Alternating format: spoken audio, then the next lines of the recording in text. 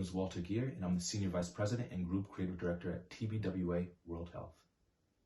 I have my own story, and it actually happened fairly recently, a few years ago.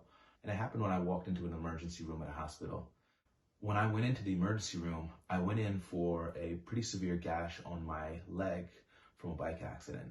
I can recall specifically the doctor coming in after the nurses were cleaning up my wound and said something that was quite alarming. The doctor actually turned around to me with his materials in hand, gloves on, and essentially said, "You look like a real tough guy from the streets. I'm sure you could handle doing this without an anesthesia." Even today, some doctors feel as though African Americans have a higher tolerance for pain. And I gotta tell you that blew my mind.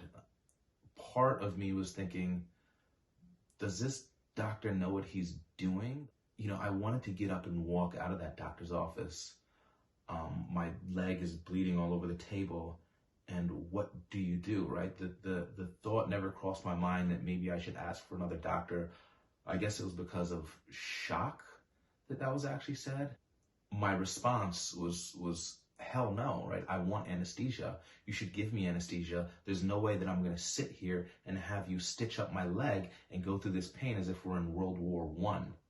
He actually attempted anyways. They had two nurses in the room, and I can recall one kind of standing in front of me almost so I wouldn't see what's going on. I was laying on the table, and he did proceed to go without any anesthesia. I can tell you it wasn't the most pain I've ever had, but it most certainly was painful. Truly, you feel like less of a person, and it's an unsettling feeling to have. I will say that if I had that same situation again, I would stop the person dead in their tracks and ask for someone else.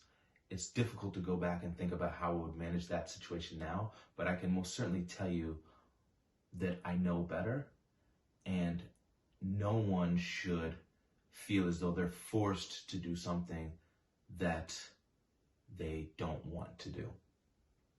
This is my story, and I'm sure that there's several others out there, so please share them. It's important that we get these stories out to the world, because facts are just facts and numbers on pages.